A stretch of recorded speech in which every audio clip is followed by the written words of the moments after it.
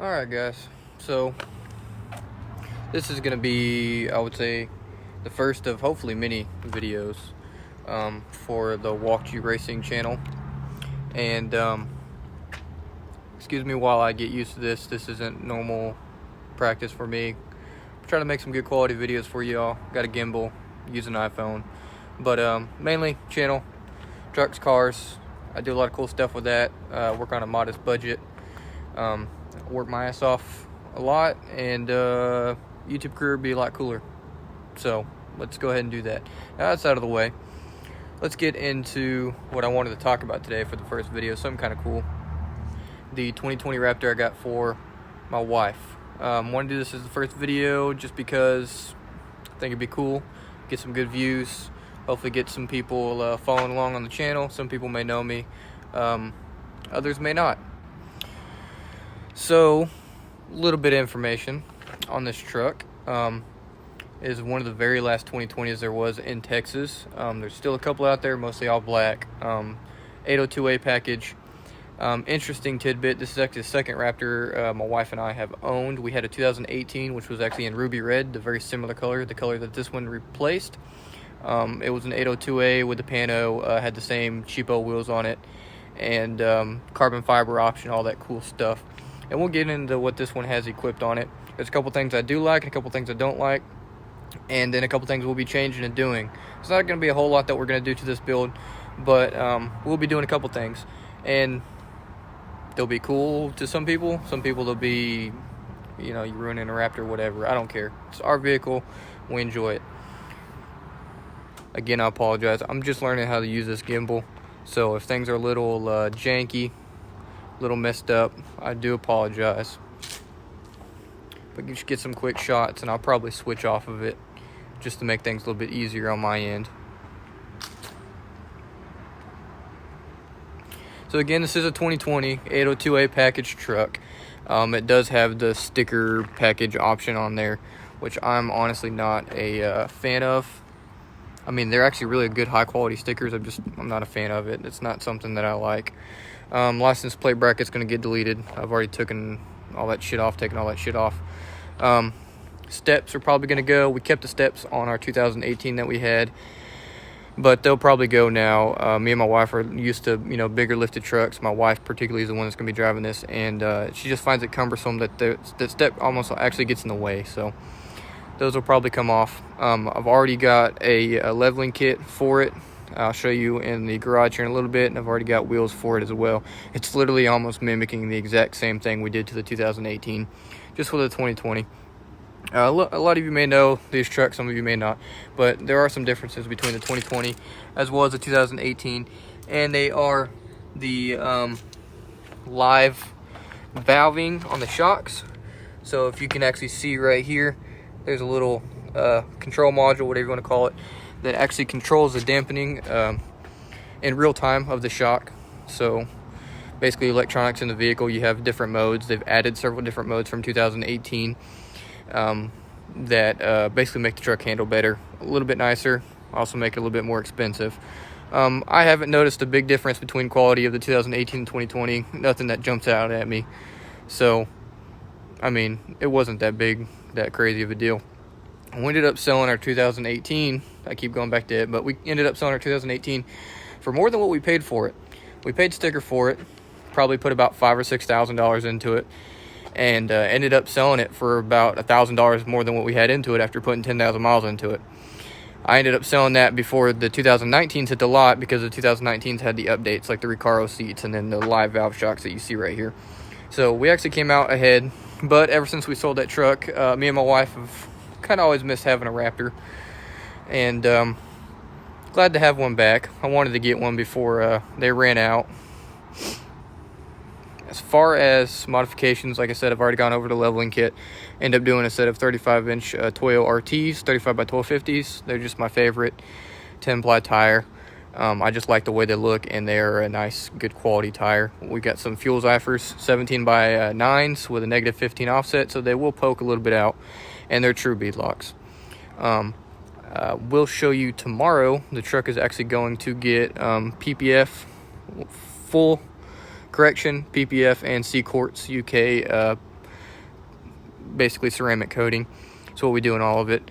Actually just had the truck window tinted today. 30% over 20 on the front, and then 20 over 20 on all the back windows, as well as a 3% brow on the front. I am not a fan of really dark windows. This is actually extremely dark. But like I said, this isn't a vehicle that we drive around a lot at night. We do occasionally, but it's mostly a day-driven truck. My wife just drives it back and forth to work. We aren't going to put very many miles on it, to be honest with you. But it's not that dark on the inside during the day. But as you can see, it does get pretty dark, even with the lights. You can barely see the dome light, and it's pretty dark. Does the job. Love the brow, something I always do on it. But getting back into the truck, mostly stock on the interior. I do have my floor mats, WeatherTech is what I use for everything.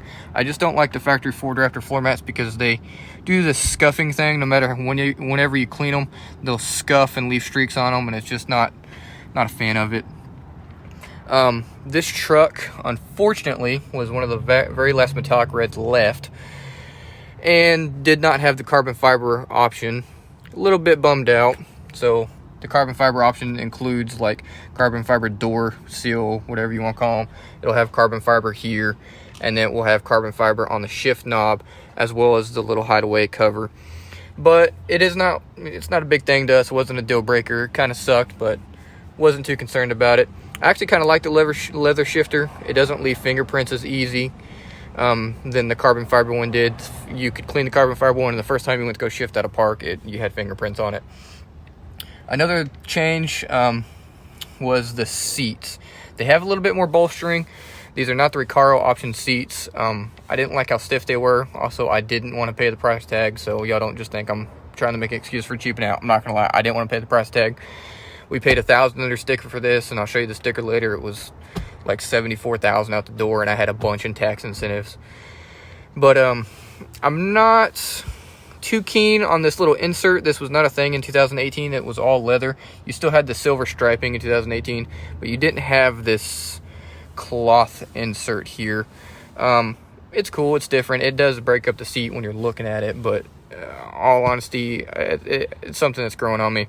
Another thing I noticed, the quality of this truck. You can kind of tell from our 2018 that we had to this 2020 that it was kind of just in my opinion, it was just kind of thrown together last minute using some kind of leftover parts. There were things that I've noticed that were kind of quality control that I'm not a fan of. I'm very particular about the interiors of my vehicles, let alone the exteriors.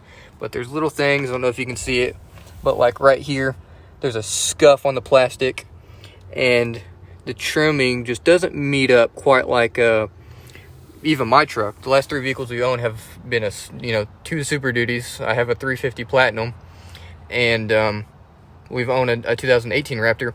And you can just, there's certain places like the gap right here, and then this gap along between the radio bezel and that vent. It's just off. It's not correct. You don't notice it. Most people don't notice it. My wife didn't notice it, and she's pretty keen to seeing things like that. It's just things that I've noticed. Nobody's going to ever see it, but I can just tell there's kind of like a sense of leftover parts going on here. Little scuff that drives me up the wall.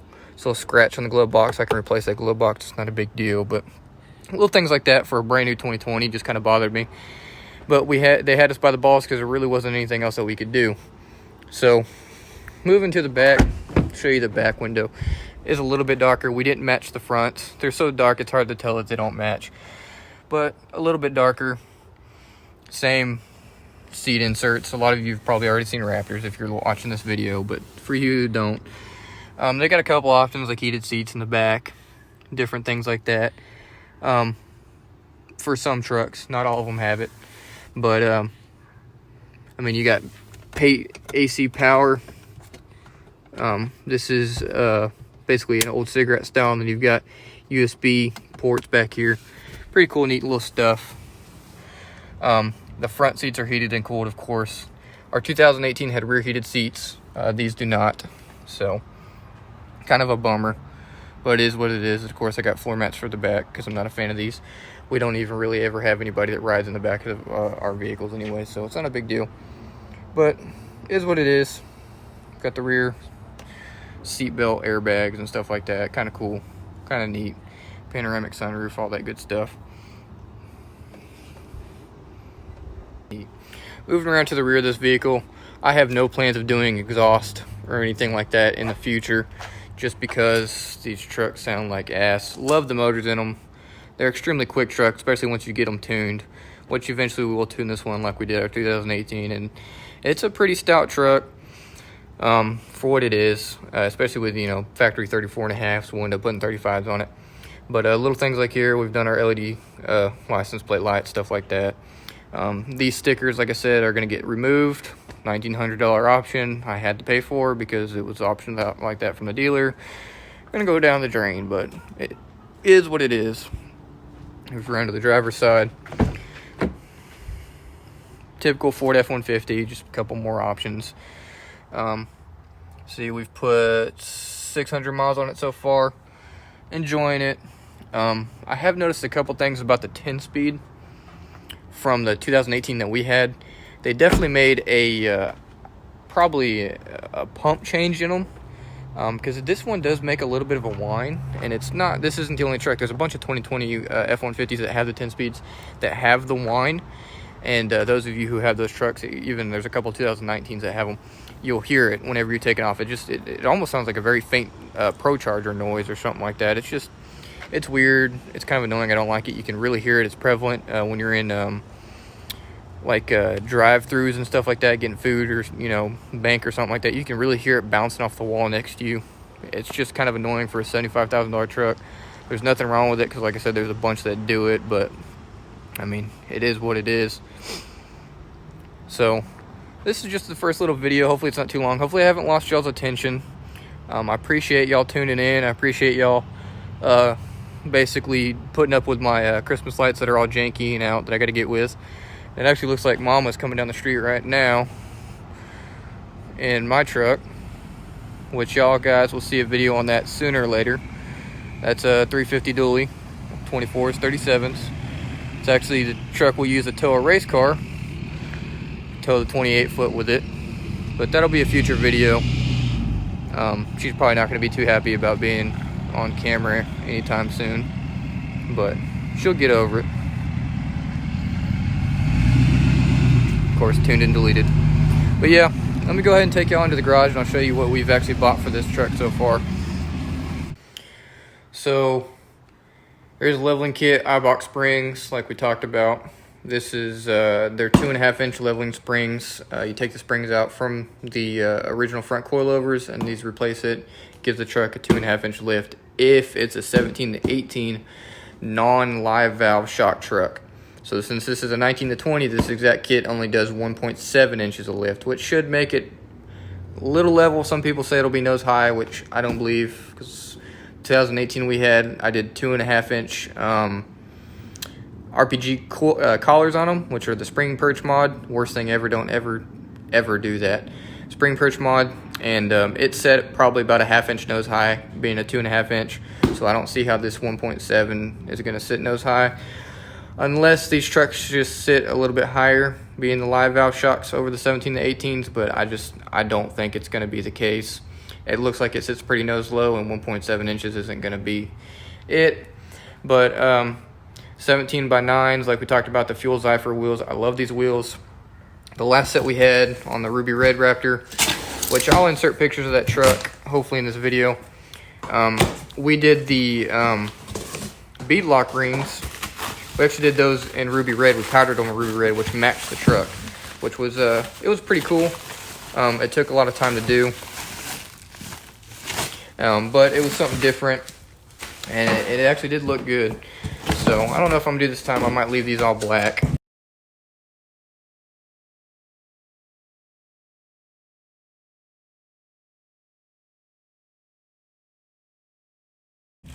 But if I can't open these up for y'all,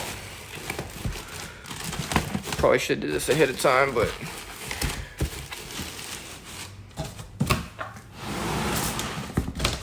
who cares? We'll do it live. We're actually both seeing this for the first time. I hadn't even looked at these. Custom wheel offsets. Not the greatest company, but they do all right. This is where I ordered these. I found the Fuel Wheels. They have some of the best deals. Black Friday. I think these were like $1,700, which in the world of wheels is actually extremely cheap. Very pretty wheel. A lot going on. Extremely big pain in the ass to clean. Plastic center caps, which I'm not used to. Used to, billet center caps on billet wheels, but it is what it is. This is the type of wheel that these trucks have. And unless you wanted to go to, $8,000-9,000 set of Baja ready double bead locks, you aren't going to get anything, which I don't need that. We don't need that for this truck. But yeah, there it is. There's the overview. Tomorrow, we're going over to Buddy's Ultimate Detailing here in Kemah, Texas. And we'll look at his facility, talk to him a little bit, and we'll get some before and afters of him ceramic coating and correcting the truck, as well as doing some PPF on it. So, stay tuned for future videos. Like I said, we're going to do the 350. We'll do overview of the trailer. And, of course, some of you may actually know street. We're street. We do street stuff. It's what we do. We love it. Actually building a back half CTSV right now. So, that'll be pretty cool. We race car. We truck. So again, thanks for watching, guys. Just close this video out for like the 4th, 5th time. We'll get better at this. It's a little dark out here now, so Christmas lights look good. But please subscribe, like, comment, good, bad, whatever. It gives me publicity. I don't care. Comment on my douchebag Joe Dirtbeard. Comment on the piece of shit Raptor. I don't care. But show some love. We'll do some more videos in the future. And thank you for watching the WalkedU Racing YouTube channel.